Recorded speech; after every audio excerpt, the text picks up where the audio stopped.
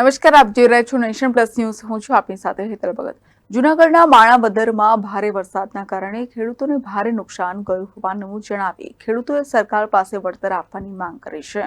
જૂનાગઢના માણાવદરને ધોધમાર વરસાદે ગમરોડ્યું છે.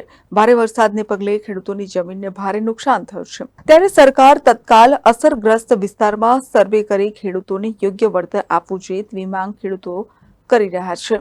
માણાવદરના અસરગ્રસ્ત વિસ્તારોની ખેડૂત નેતા પાલભાઈ આબલિયાએ મુલાકાત કરી હતી. પાલભાઈ આબલિયાએ ખેડૂતોને મળી ખેડૂત સાથે ચર્ચાઓ કરી હતી.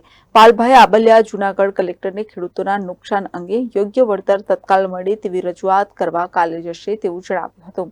Report Nation Plus News Junagadh. સમાચારોના સતત અપડેટ મેળવવા માટે અમારી નેશન પ્લસ ન્યૂઝની યુટ્યુબ ચેનલને સબસ્ક્રાઇબ કરો, બેલ આઇકન દબાવો અને જોડાયેલા રહો ફેસબુક, ઇન્સ્ટાગ્રામ અને ટ્વિટર પર.